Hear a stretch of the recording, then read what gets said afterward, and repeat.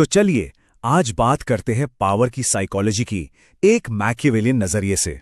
और हाँ, ये कोई किताबी ज्ञान नहीं है, बल्कि एक ऐसा टूलकिट है जो एक बार समझ आ गया ना, तो दुनिया को देखने का आपका नजरिया ही बदल जाएगा।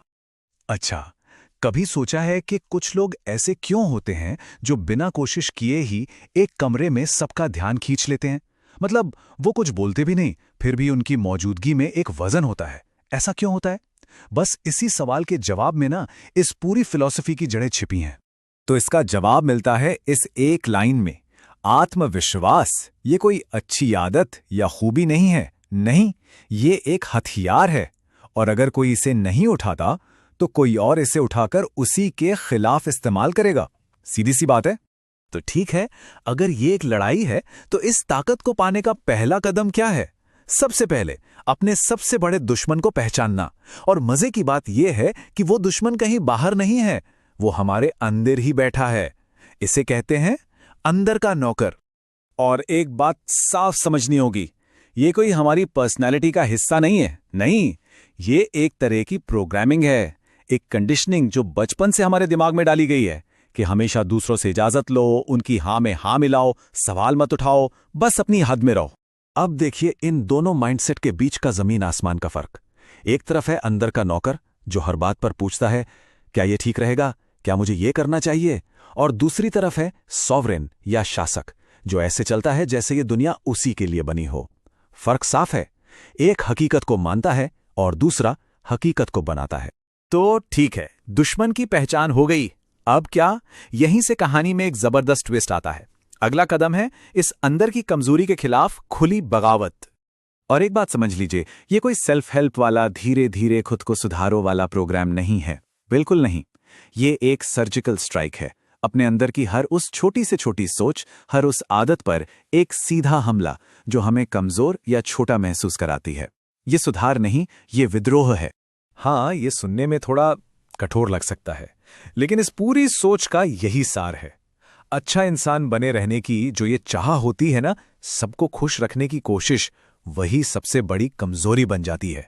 क्योंकि दुनिया टूल्स यानी औजारों का इस्तेमाल करती है, उनकी इज्जत नहीं करती। पावरफुल लोग अच्छे नहीं होते, वो सटीक होते हैं।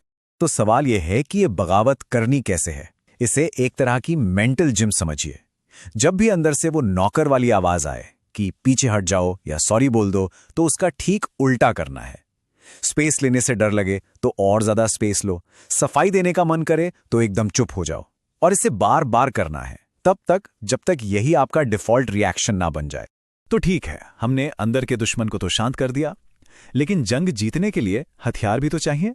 अब बात करते हैं उन हथियारों की, उस शस्त्रागार की जो इस नई शासक वाली मानसिकता को असली ताकत देता है।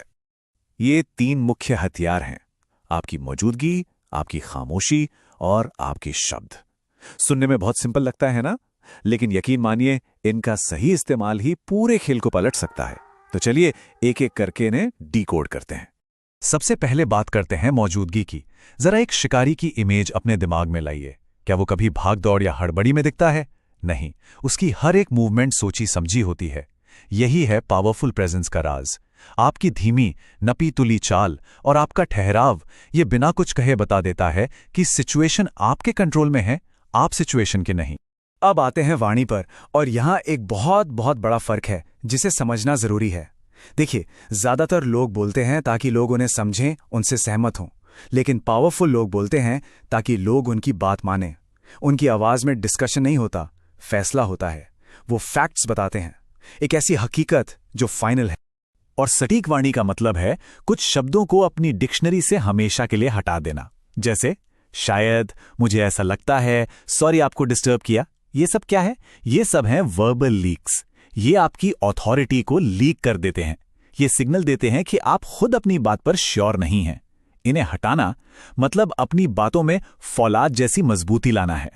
और अब बात करते हैं सबसे ताकतवर और शायद सबसे खतरनाक हथियार की, खामोशी। देखिए, चुप रहने और खाली होने में बहुत फर्क है। खालीपन मतलब आपके पास कुछ कहने को नहीं है, लेकिन खामोशी, स्ट्रैटेजिक साइलेंस, एक ऐसा हथियार है जो सामने वाले के दिमाग में तूफान ला सकता है। सोचिए, जो इंसान लगातार बोलता रहता है वो असल में अपने सारे कार्ड्स टेबल पर रख देता है। उसे पढ़ना बहुत आसान है, लेकिन जो खामोश रहता है वो एक बंद तिजोरी की तरह है। किसी को नहीं पता कि अंदर क्या चल रहा है, और जब लोगों को पता नहीं होता तो वो अपनी कल्पना से उस खाली जगह को भरते हैं, अक्सर अपने सबसे बड़े डरों से। चलिए, तो अब हम इस सफर के फाइनल स्टेज पे पहुंच गए हैं। सारे बाहरी हथियार अपनी जगह है, लेकिन असली लड़ाई तो दिमाग के अंदर लड़ी जाती है। और यहां लक्ष्य एक ही है, अपने दिमाग को एक ऐसा किला बनाना जिसे कोई भेद ना सके। और पावर का अल्टीमेट फॉर्म क्या है? वो है दूसरों की राय से पूरी तरह बेफिक्र हो जाना। जब किसी की तारीफ आपको आसमान में ना उड़ाए और किसी की आलोचना आपको जमीन पर ना गिराए, बस वही पल है असली शक्ति का। तब दूसरों की राय सिर्फ एक बैकग्राउंड नॉइज बनकर रह जाती है। और याद रखिए, इस किले के गेटकीपर आप हैं। कौन सा विचार अंदर आएगा, कौन सी राय को एंट्री मिलेगी और किसे बाहर का रास्ता दिखाया जाएगा, ये फैसला सिर्फ और सिर्फ आपका है। अपने मन को कोई पब्लिक पार्क मत बनने दीजिए जहां कोई भी आके कुछ भी फेंक कर चला जाए। नहीं, ये किला है, लेकिन हर किले पर हमले तो होते हैं, और दिमाग के किले पर सबसे बड़ा हमला होता है रिजेक्शन का। तो सवाल यह है कि एक संप्रभु माइंडसेट रिजेक्शन को कैसे देखता है? बहुत सिंपल तरीके से, एक चोट या घाव की तरह नहीं, बल्कि एक जानकारी, एक डेटा पॉइंट की तरह। रिजेक्शन ड्रामा नहीं है, ये डेटा है। ये आपको बताता है कि आपकी स्ट्रैटेजी में क्या कमी थी। शायद आप कुछ ज्यादा ही उत्सुक थे, या शायद सामने वाला आपकी वैल्यू को समझने के लायक ही नहीं था। तो ये फेलियर नहीं है, ये सिर्फ एक फीडबैक है। तो इस फीडबैक का इस्तेमाल कैसे करें? यहां एक पूरी स्ट्रैटेजी है जो एक हारते हुए पल को भी जीत में बदल सकती है। पहला नियम, कभी भी अपना दर्द या निराशा मत दिखाइए। ऐसा करना हार कबूल करने जैसा है। दूसरा, अपनी मौजूदगी को वहां से पूरी तरह हटा लीजिए, एक खालीपन पैदा कीजिए। और तीसरा और सबसे जरूरी, अपने दिमाग में कहानी को दोबारा लिखिए। आपको रिजेक्ट नहीं किया गया, बल्कि आपने उस बातचीत को खत्म करने का फैसला किया। और जब आप इस लेवल पर पहुंच जाते हैं, तब आप हालात से नहीं बनते, बल्कि हालात आपसे बनते हैं। तब आप शतरंज के बोर्ड पर सिर्फ एक मोहरा नहीं रहते, आप वो खिलाड़ी बन जाते हैं जो मोहरों को चलाता है।